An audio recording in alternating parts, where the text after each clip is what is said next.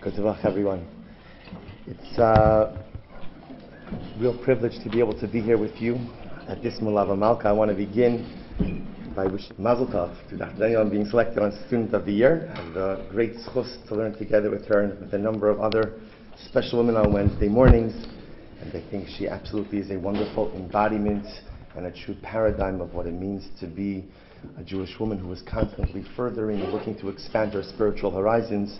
Thank you for everything that you've done, I'm sure, for Wit, for our community, and we hope that in Eretz Hashem you will be a source of nachas, not just for this organization, but for your family and for your community until 120.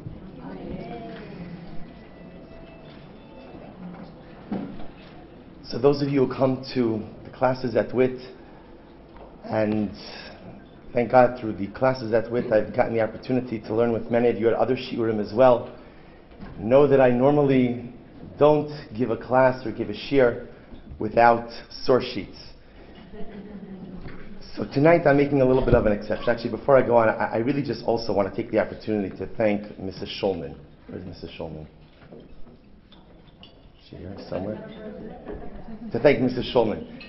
I have to tell you, Mrs. Shulman is the fastest person on email I've ever met. I don't push send, and there's already a response. And I have a feeling it's because of her incredible love and dedication to this organization. And of course, to thank Linda Elman, and just to echo something that Mrs. Shulman said, I'm pretty sure there's not an organization in this community that does not have Linda's imprint on it.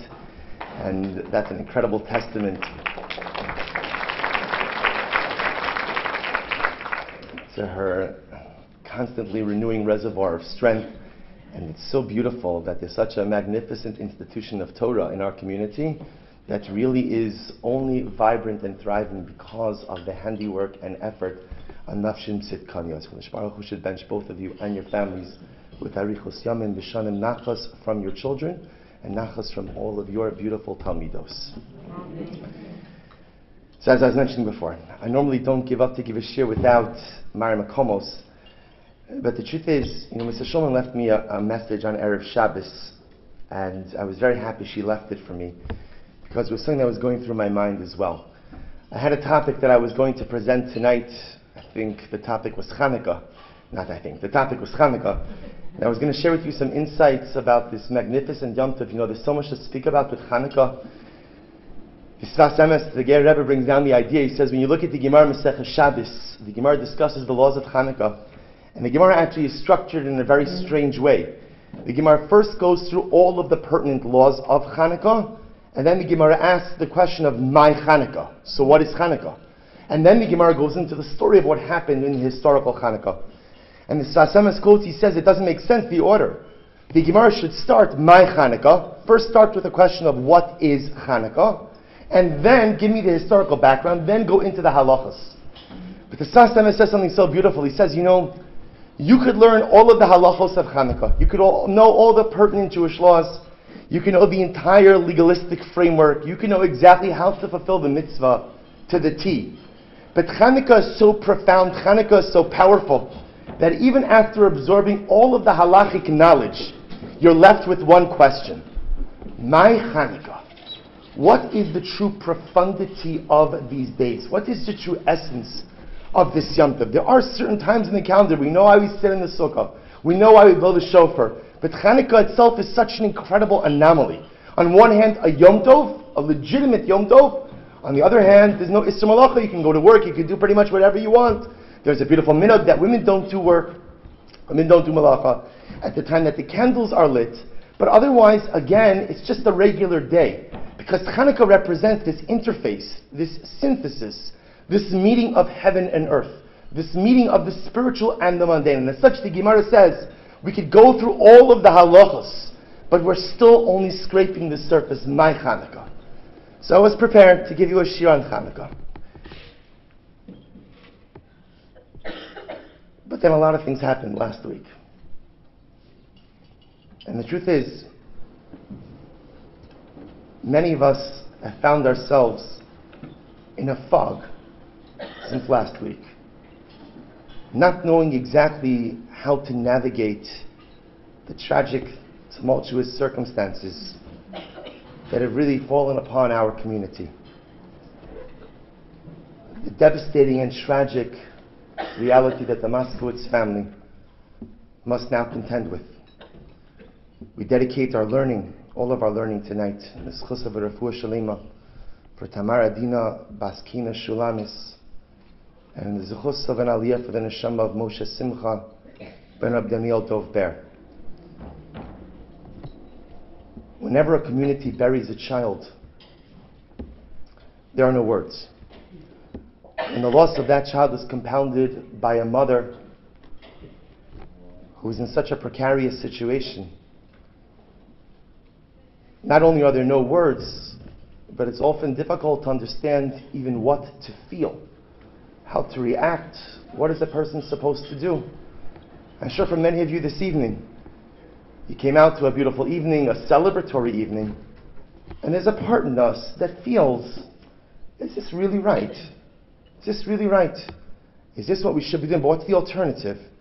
The alternative to sit home, to cry, to mourn, to be menachem aval. You know, Shlomo HaMelech said perhaps one of the most profound pieces of Solomonic wisdom. L'kol zman ba'es tachas hashamayim. There's a time for all things underneath the heavens.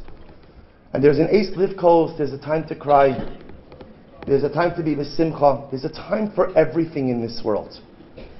The great challenge that we often encounter is trying to figure out what time is appropriate for what. What should we be doing at any particular moment? So I want to share with you what I think is a mahalach, is an approach. And I don't pretend to have answers. Thank God I'm married to a very strong and wonderful woman who does have all of the answers. So I don't usually have to have the answers. And even if I do, they're not usually correct.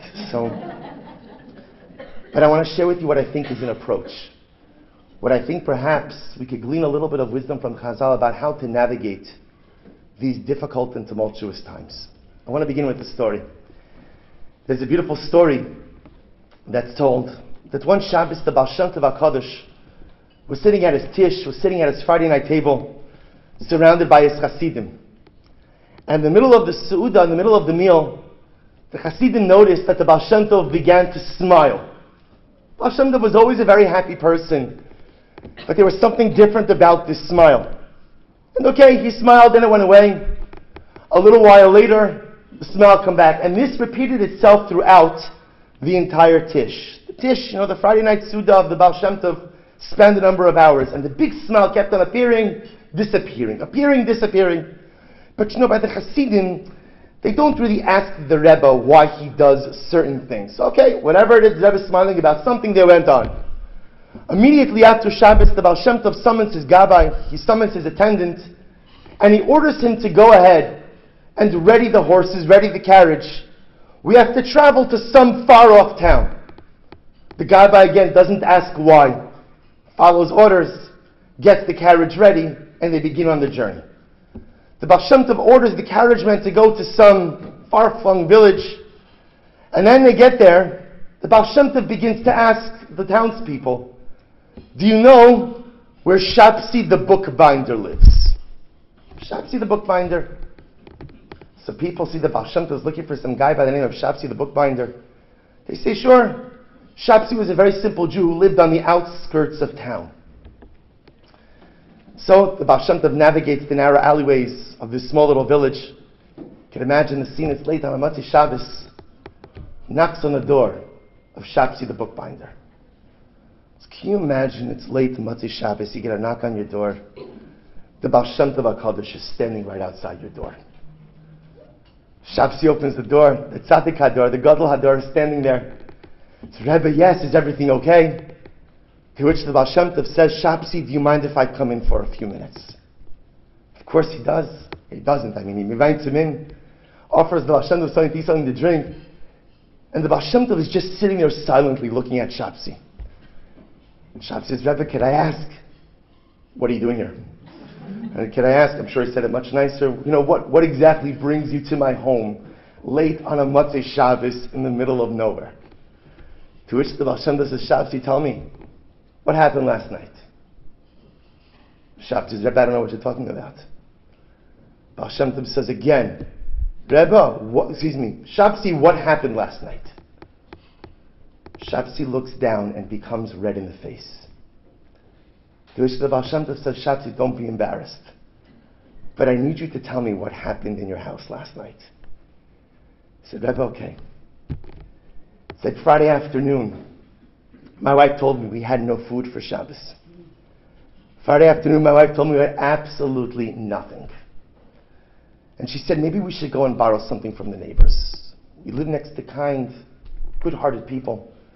Let's borrow something from the neighbors. And I said to my wife, no, we're not going to take anything from anyone.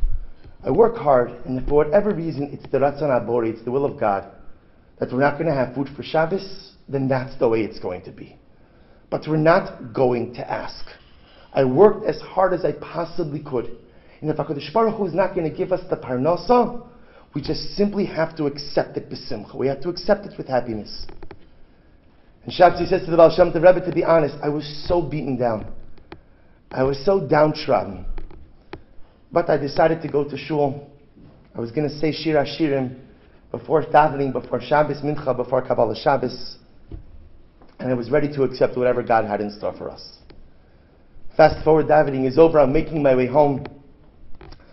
Shab says, as I get to my house, I see that the home is illuminated by beautiful candlelight. And as I get closer, I smell the beautiful aroma of fresh challah, of fish, of a beautiful seudah. And Shab says, to be honest, I was angry. Because I thought for sure that my wife had asked the neighbors for something. But I decided, you know what? It's Shabbos Kodesh. I'm not going to walk into my home angry. So, I went ahead, I took a deep breath, I walked into the house. And right when I walked in, my wife ran up to me, she said, don't be upset with me. Don't be upset with me. I didn't ask anything from anyone. So what happened? So Shabbos said, my wife told me that she too was broken about what our Shabbos is going to be like. So she decided, if we can't have a beautiful seudah, let me at least do whatever I can l'kavod Shabbos. Let me do whatever I can to prepare for the Shabbos. So she decided, you know what? I cleaned the house before, but I'm going to do another additional cleaning, l'kavod Shabbos. And as I was sweeping up in the kitchen, I noticed something glimmering in the crack in the kitchen floor. And I bent down and I saw it was a pearl. And it was a pearl from my tiara that I wore as a kala. I scooped up the pearl. I ran out to the marketplace right as the vendors were closing everything up. And I purchased what we needed for Shabbos. Shapsi said, Rebbe, I was so happy in that moment that I took my wife's hands and we began to dance around the table. And we danced for 2 hours. There was so much simcha. There was so much happiness that we couldn't sit down to the seudah. We just danced and danced and danced. And Shapsi looks up at the Baal Shem Tov, red in the face, says, Rebbe, I know. You're here to give me musar that I danced with my wife. To which the Baal Shem Tov said, Shapsi, let me explain something to you. I was sitting at my Shabbos table, villages, kilometers away. And in the middle of the Seudah, I felt such a wave of simcha, such a wave of happiness pass over me. And the Baal Shem Tov said, I didn't know where did this happiness come from. So I closed my eyes. The Baal Shem Tov HaKadosh, when he wanted, was able to ascend from this world into the celestial sphere. And my soul left my body for those few moments. I ascended into the celestial sphere, into the Ribono Shel Olam's abode. And I saw the Malachim were dancing with each other. And I said, Ribono Shel Olam, what's going on over here? Why is everyone so happy? To which HaKadosh Baruch Hu says, because there's a simple Jew in a faraway village by the name of Shapsi, who is dancing with his wife, who is so overwhelmed by such magnificent simcha. And when a Jew is b'simcha, when a Jew is happy, the malachim are happy. And when a Jew is happy, HaKadosh Baruch Hu is happy. And when a Jew is happy, the entire universe is in a state of simcha.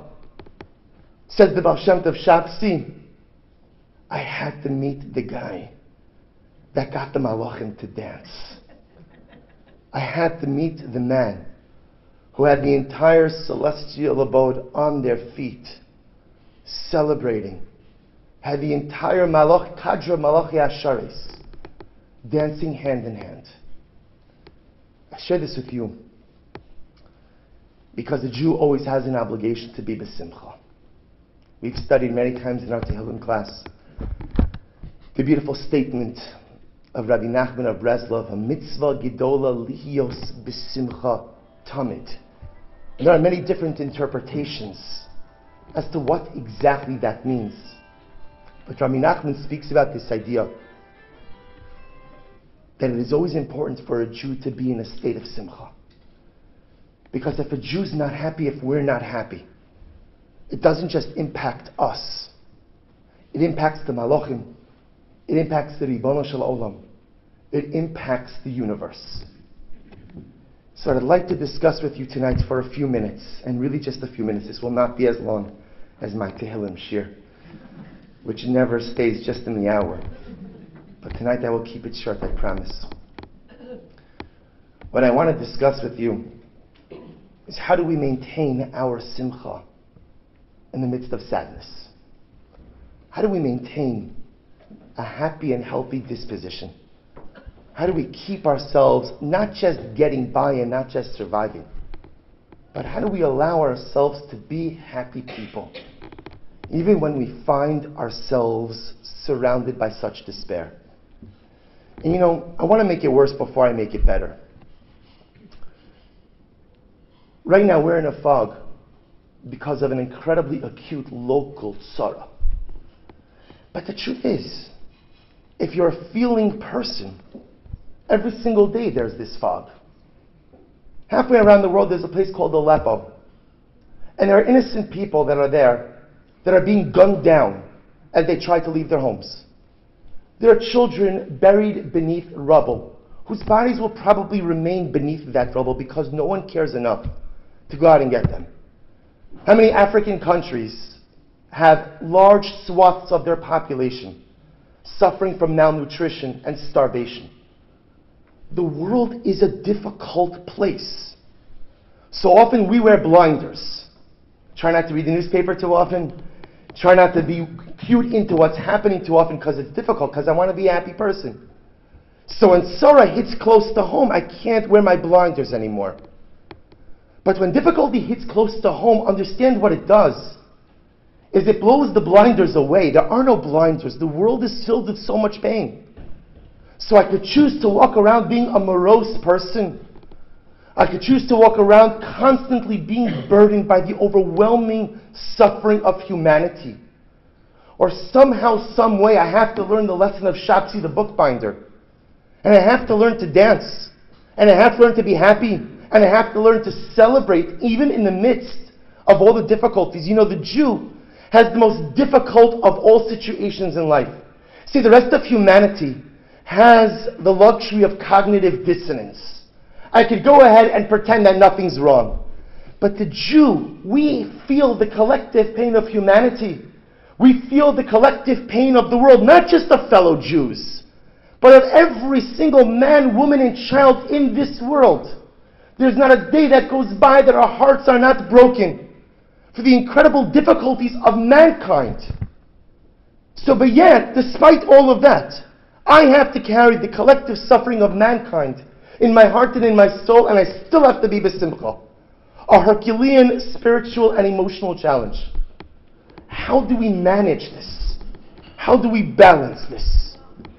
And perhaps we could find three approaches, three answers from Hanukkah. Before we get to Hanukkah, or on the way to Hanukkah, I want to draw your attention to something amazing that happens in this week's parsha. Before we get to the parsha, back to Hanukkah. One of the most famous questions that we have about Hanukkah is, when we think about Hanukkah, what miracle are we celebrating on Hanukkah?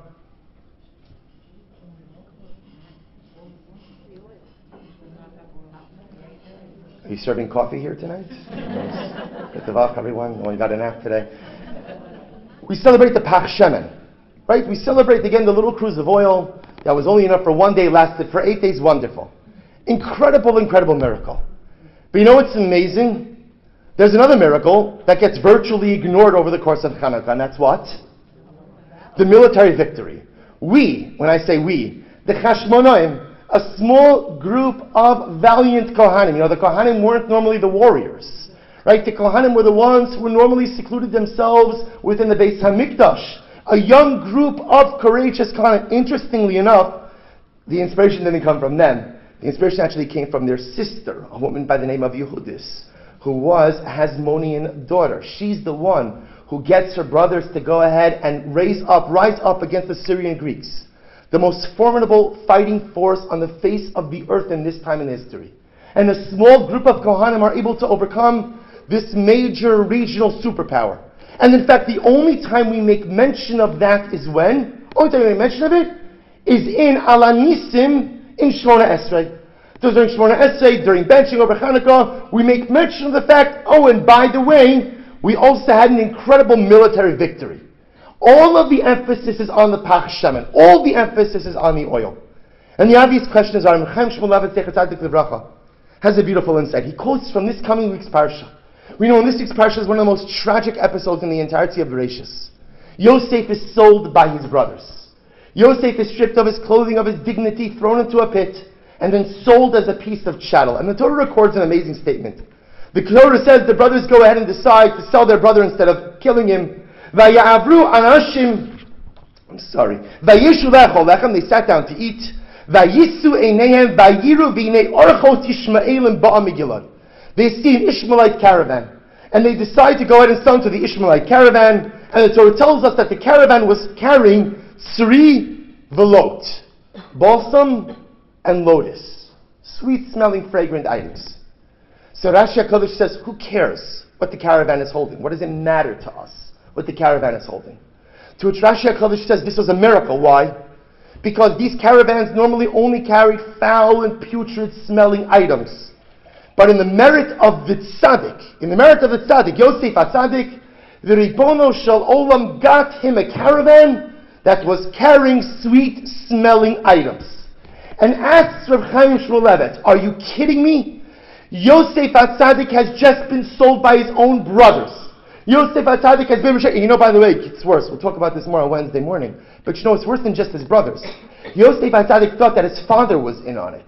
Because why would my father send me to my brothers alone in the field, knowing how much they hated me? He thought it was a setup. One of the reasons he never contacted his father over 22 years. He thought his father was in on it. He feels betrayed by the entire family. So can you imagine for a moment, you're Yosef HaTzaddik, you're sitting in that caravan, your whole life has just literally imploded right in front of your eyes. And then what do you say? Is that balsam? Is that lotus I smell? Can you imagine Yosef HaTzaddik? Do you think he even thought for a second that it smells good instead of smelling bad? His entire life just literally is coming crumbling down in front of his eyes. And because the caravan driver has a nice air freshener thing hanging from the rearview mirror, suddenly again, that's the nace. Suddenly everything is wonderful. Suddenly Yosef is going to feel good because there's a nice aromatic ambiance around him. How are we to understand? Chaim Shmulevitz says something absolutely amazing. He says, you're right. The sweet aroma of the caravan didn't cure anything. But Chaim Shmulevitz says something so beautiful. He says, you know what it was? It was in the shika. It was a kiss from the Ribono Shel Olam. You see, sometimes in life we feel alone. And sometimes in life we feel forsaken. And sometimes in life all we want to do is borrow the words of King David and say, Keli, Keli, Lama Azavtani. Where are you? Where are you? We know you love us. We know you care about us. But why do I feel so far? Why do I feel so forsaken? Why do I feel so alone? And the Ribono Shel Olam's heart breaks when we feel alone. And so you know what he does sometimes? He gives us a little kiss on the head. What does every single parent do for their child when your child is in pain? Every single parent. And I have to imagine it's not just a Jewish thing. I think this is a parent thing. You give your child a kiss. Oh, but come on. The kiss is not going to take away the earache, and the kiss is not going to take away the sore throat, and the kiss is not going to do anything to alleviate the pain of the shot. But what does the kiss represent? The kiss represents the idea that the parent is saying to the child, I know it hurts, but you're not alone. I know it hurts, but I haven't left you. You're going to have to undergo this pain for whatever the reason is. But I am right here by your side. Says Reb Chaim Shmulevitz, when Yosef walked into that caravan, and he saw he experienced the aromatic aberration. It was sweet smelling instead of foul smelling. What he understood in that was, the Ribono Shel Olam is with me. Did it take away the pain? Probably not. Did it make things any easier? Probably not. But the only thing worse than suffering is suffering alone. It's thinking that you're forsaken and all on your own. And the Ribono Shel Olam gave him that neshika, gave him that kiss, that little beautiful kiss on his forehead. Tell him, Yosef, the road ahead is so long, and the road ahead is so tumultuous, and the road ahead is paved with so much pain. But I just want you to know that I'm here with you. I want you to know that I'm by your side. I'm going to give you a little kiss that hopefully you will feel in the years ahead. Says the Chaim Shmulevitz, that's the essence of Hanukkah. You ever wonder to yourself, why did the Ribono Shel Olam need to make the little cruise of oil last for 8 days? Let's play this out for just a moment. Imagine they went ahead and they lit the oil and it stayed lit for 1 day. What would have happened? What would have happened? Nothing would have happened. Life would have gone on, we would have been fine, we'd still be here enjoying the beautiful Malava Malka. Life would have been absolutely wonderful. There is absolutely nothing that the candles or that the oil being lit for 8 days contributed to our maturation, spiritual, emotional as a people. We didn't need it. Had God said, you know what, I'm going to sit this miracle out. I did a lot for you guys, I'm going to sit this one out. We'll get to the next. We would have been fine. So what was the point of the miracle? Why did HaKadosh Baruch Hu make a miracle that the Pach Shemen stayed lit? Says the Chaim Shmulevitz, because it wasn't necessary. That was the point. Because it wasn't a necessary utilitarian miracle. When we stood by the banks of the Red Sea and the Egyptian army is in hot pursuit, God had to split the sea because there was no way out from these circumstances except through the sea. It was either die or miracle. God did not have to make the oil burn for 8 days. So why did He? You know why? Because it's a neshika. Because it's a kiss. Because the Ribono Shel Olam telling us, I don't need to do this for you. But I'm doing it for you because I want you to know that I love you. I'm doing it for you because I want you to know that I'm here for you. I'm doing it for you because I want you to know that you're not alone. Because the coming years will not be easy. They were not easy. Even after we defeated the Syrian Greeks.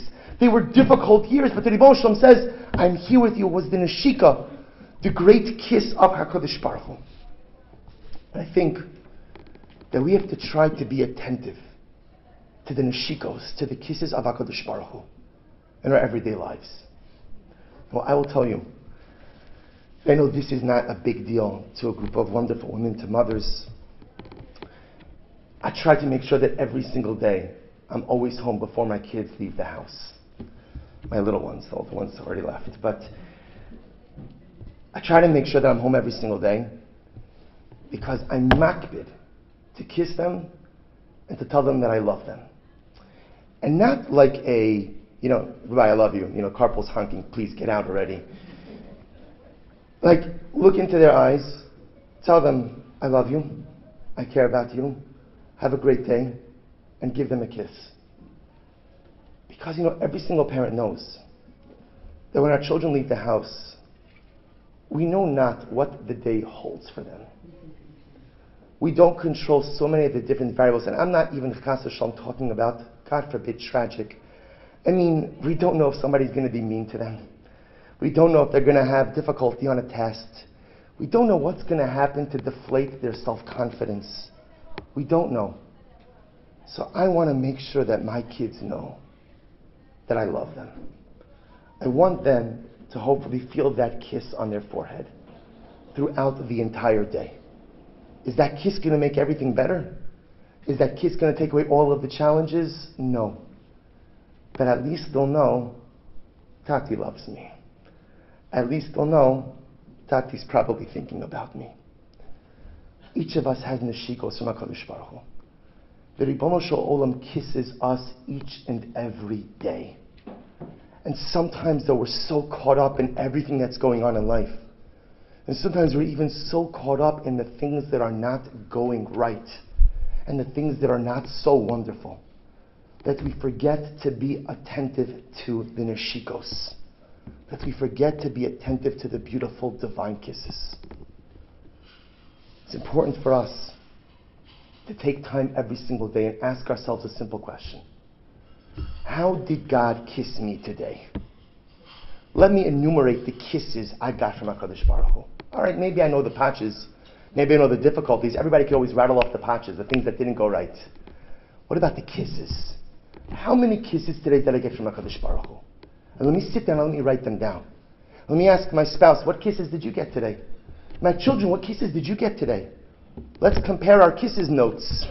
Let's see what you got, let's see what I got. And you know something amazing? When you pull your collective divine kisses, it's absolutely overwhelming. How many times did Ribono Shel Olam kisses us each and every day?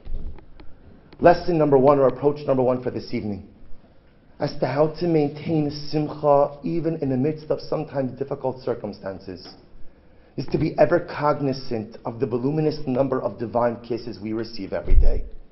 Track them, be attentive to them, and be thankful for them. Lesson number two, and I promise I'll just take a few more minutes of your time. One of the most important machlokesim by Chanukah is the machlokesim in Beis Shammai and Beis Hillel. I've mentioned this before in the past about how to light the menorah. Beis Shammai says that you light 8 to 1. Beis Hillel says you light 1 to 8. So the Gemara says, what are they arguing about? So Beis Shammai, interestingly enough, models his hadlaka and their Chanukah after Sukkot. By Sukkot, we offered a total of 70 offerings over the Yom Tov of Sukkot. We started with 70, we make our way down. So Beis Shammai therefore says, Chanukah mirrors Sukkot for a variety of different reasons we're not going to get into tonight. And therefore we start with 8, make our way down. Beis Hillel says, Ma'alin ba'kodesh ve'ein moridin. Beis Hillel says, no, we always ascend, we go up in matters of Kedusha, we don't go down. You start with 1, you make your way forward. And the Maharal, in his Sefer Ner Mitzvah, says something so beautiful. He says, you know what they're really arguing about? Chanukah is an opportunity for rededication. Chanukah is an opportunity to revitalize us. You know, for many of us, by the time Chanukah kind of comes around, we're already losing a little bit of our Yamim Noraim glow. Right? Meaning Yamim Noraim, I was going to change the world. This is my year. I'm going to change this. I'm going to change that. I'm going to better this, better that. And then what happens? What happens? I know no one here knows. I'll speak from personal experience. What happens is life happens. Life happens. I get back into my routines. I get back into my habits. And again, already by this time of year, you know, Rabbi Yisrael Berditchev points out that the seasons, external seasons, very much mirror internal seasons. By the time of this time of year, where nature is beginning to die down, right, where there's cold, there's snow, I'm beginning to feel cold on the inside also. I'm not feeling as inspired. So Chanukah is an opportunity to re-inspire ourselves. Chanukah is an opportunity to reinvigorate ourselves. The machlokes Beis Shammai and Beis Hillel is how does a person go ahead and rededicate themselves in a spiritual sense. And Beis Shammai says, 8 represents perfection. If you're going to undertake something in life, you have to start with perfection. You have to start with 8. The foundation has to be rock solid. Because if the foundation is not solid, you can't build anything on it. If the foundation is not solid, everything you build will be rickety and can chas v'shalom collapse. So if you're going to start, if you're going to rededicate yourself, rededicate your life, you have to start with perfection. And Beis Hillel says, Beis Shammai, my dear friend, I agree with you 1,000%, but here's the problem. If you tell people that they can only get started with something until they have all 8 counts, until they have perfection, you know what's going to happen? No one's going to do anything. Because if I have to wait until 8 candles are lit to get started with anything in life, then at the end of the day, most of us never have all 8 candles lit. Instead, Ma'alin ba'kodesh ve'ein moridin. Beis Hillel says, don't wait for the perfect moment, but make the present moment perfect. Take what you've got and just light a candle. Take whatever's going on in your life, whatever your life circumstances are, figure out how to create a spark of spirituality. And as soon as you get something started, you'll see something amazing. Then once there's one candle, there's the ability to light two. And once there's two, there's the ability to light three. Sometimes in life, you just have to get started. You know, there's a piece of the Hanukkah story that's often overlooked.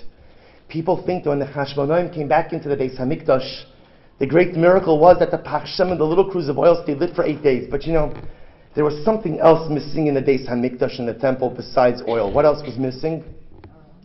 The menorah was missing. Remember, the menorah was made out of pure gold. The Syrian Greeks took everything of value out of the Beis HaMikdash. When the Hashmonaim came in, the problem wasn't just the oil. The problem was the menorah. And therefore, again, what to do to the Gemara says something so dramatic. They had a choice. The choice was, well, you know what? There's not enough oil. There's not enough menorah. There's no menorah. If we're followers of Beis Shammai, this is an imperfect situation. How could we rededicate the temple under imperfect circumstances? And what would they have done if they were following Beis Shammai? Nothing. But instead, what did they do? Listen to this dramatic Gemara. They took their spears. They tied their spears together. They made their spears into a menorah. And that was what the first Hanukkah was commemorated with. They followed the advice of Beis Hillel. Take what you've got and make it work. Don't wait till tomorrow. Don't wait until next year. Don't wait until the kids are older, the kids are younger. There's more shalom bayis, less shalom bayis. I get along with this one, don't get along with that one. We all have our list of excuses of things we're waiting for before we grow. Don't wait. Just light the candle. Just light the spark of ruchnius, of spirituality. And once you light one candle, something amazing happens, which suddenly you discover your ability to light more and more. You want to know how to maintain simcha in life. The greatest simcha in life comes from growth. When a person is always growing, when a person is always a mivakeshas, when a person is looking to say, how could I expand myself and make myself greater? There is no greater simcha in life than knowing that each and every day I am becoming a better person. And in this realm of growth, I want to tell you something that's very important. And again, I'm just talking to myself. I mean, hopefully not really, hopefully you're listening. But these ideas are things that I say for myself. You could take them or leave them. I'm telling you what I use for me. People often say, you know, we want to do something to grow. We hear about tragedy, we hear about difficulties, we want to take something on. I want to tell you something very important. The greatest form of growth is not taking something on. The greatest form of growth is finding the courage to address your weaknesses. It is so easy to take something on. You know why? Because when you take something on, it has that new spirituality smell. It's exciting. I feel good. I'm doing something dynamic. I'm doing something great. And I'll take this and I'll take that. And it's all great. There's only one problem. There are holes in my spiritual persona. There are deficiencies. There are Achilles heels. The greatest form of growth is not something you take on. The greatest form of growth is being honest with myself. What are my flaws? What are my shortcomings? Where are the areas that I know I'm not measuring up? And how can I create an action plan for life to become better? That's growth. And where there is growth, there is Simchi Nor Moshem Latzato writes that it's easier to learn the entire Talmud than it is to change one midah, one character trait. That's why most of us, when we want to grow, look at additional stuff we could take on, because that allows us not to have to look internally. Because if I look internally and I realize that there's some stuff in a state of disrepair, it's uncomfortable, it's difficult, and it's a lot of work. But true growth comes from being honest with myself, acknowledging the shortcomings and deficiencies, and finding the courage to address them. Point number 2 is that true simcha in life comes from growth. It doesn't mean that growth makes everything okay. It doesn't mean that if you're in a growth trajectory, you're not going to cry over tsaros. And it doesn't mean that you won't walk around life with a broken heart. There's no itzah in the world that could save you from those realities. But when I know that every single day is purposeful, when I know that every single day is meaningful, when I know that I'm uplifting and bettering myself each and every day, then at the end of the day, I am simcha.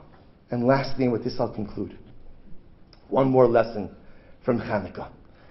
You know, the major idea by Hanukkah, Everybody, when they want to create the ultimate Hanukkah ambiance, how do you create the ultimate Hanukkah ambiance in your home? Meaning, what do you want to do?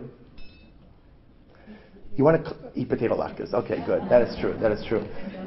Right? You have this image of the lights are off, everyone's around the menorah, the children's faces are illuminated by the light, everybody's so happy, everyone feels at one with HaKadosh Baruch Hu. There's only one problem, which is, that's Asr. That's the one problem. Meaning why? Because the operative law by Neiros Chanukah is, Ein lanu rishus lishtamish bohem. Right? We say in Neiros Halalu, you are not permitted to derive benefits from the lights of the Ner Chanukah. That's why, again, the room has to be well illuminated. I'm not supposed to read by the Ner Chanukah. I'm not supposed to learn by the Ner Chanukah. I'm not supposed to use the light. To use the light is a prohibition. It actually profanes the light. Yet, amazingly enough, this stands in contradistinction to Neiros Shabbos. The halacha by Neiros Shabbos is, you have to get benefits from the light. You have to get benefit. Somehow, some way you have to benefit. So it could mean when you light Shabbos candles, that you light close up to the light, that the light actually illuminates the siddur, whatever you're using, but you have to get some type of benefit from the light. And if you don't get benefit from the light of the Shabbos candles, it's actually problematic. Person has to get benefit. And if Soloveitchik asks, I don't understand why this difference. Why is it that by Ner Chanukah I can't get any benefit from light? And the Rav advances something amazing. The Rav says, because although there are many messages of the Ner Chanukah, the Ner Chanukah represents the idea, supposed to represent a light in the distance. The Ner Chanukah is not a present light that is used for its light. It's a light in the distance. It's a light that reminds us that one day things will be magnificent. It's a light that reminds us that one day the world will be luminescent. It's a light that reminds us that one day Mashiach's going to be here. The Ribono Shel Olam will dry our tears. It reminds us that Shir HaMalos B'Shuv Hashem Hashiva Sion Hayinu Kecholmin, that the suffering one day will be like a dream, like a bad dream, that when you wake up you're so relieved that it was just a dream. The Ner Chanukah represents the beautiful future that is in store for each of us. And as such, the third lesson of Chanukah, the third lesson for tonight, is how we have to always keep an unbridled sense of hope and optimism with us. It doesn't matter how bad things get. There is always a beautiful light. There's always a Ner Chanukah. There's a Mashiach who's coming. We could hear his footsteps every single day. You just have to listen. And in every single moment, and in every single churban, every single tragedy, it just somehow, some way, I don't know how, but I believe it, that it brings him closer. That's the Ner Chanukah. It's the light in the distance. I can't use it now because it's not here now. But it's the light in the distance that I look forward. It might be very faint, but I believe in it. And if I strain myself hard enough, I could already begin to feel its warmth. If we maintain a true sense of hope, of optimism for a beautiful future, we can maintain our simcha even in the midst of difficult times. So to bring everything together, it's from the Yom Tov of Chanukah that we are really able to maintain our simcha. Because like Shapsi the bookbinder, we have to learn to dance even in the midst of difficult circumstances. We have to learn to maintain simcha even in the midst of sometimes the most tragic of life events. And how do we do that? 3 approaches. Number 1, to be attentive to the kisses of HaKadosh Baruch Hu. Take time to recognize the kisses. Take time to feel the kisses. And take time to dispense those same types of kisses to others. Number 2, let us commit ourselves to lead growth-oriented lives. Because where there is growth each and every day, there's incredible simcha. And number 3, let us become hopeful and optimistic people. Let us be the kind of people that nothing in life could drain my optimism. Nothing in life could extinguish my Ner Chanukah. And halavai, in the zechus of internalizing these lessons, in the zechus of the Talmud Torah, that all of you do every single day, we should be zocheh not to light our menorahs here in Baltimore. And we should not even just be zocheh to light our menorahs, even if you're going to be in Eretz Yisrael. But there's still a week till Chanukah. I have a week for tonight. A lot could happen in a week. And I believe with all of my heart that if we internalize these lessons, we could bring Mashiach. We could do anything. We're Jews. We have the ability to turn the universe on its head. We have the ability to make Malachim dance. we can accomplish whatever we put our minds to. Halavai, we should be zocha. Through our tears, through our broken hearts, but through our constant simcha, to bring the Mashiach. And halavai, we should be zocha to celebrate this Hanukkah not just simply in our homes. We should be zocha, Meretz Hashem, to see Aaron HaKohen, the Kohen Gadol, kindling the newly beautiful, rededicated menorah in our magnificent Bayis Shlishi b'mheira b'yameinu. Amen.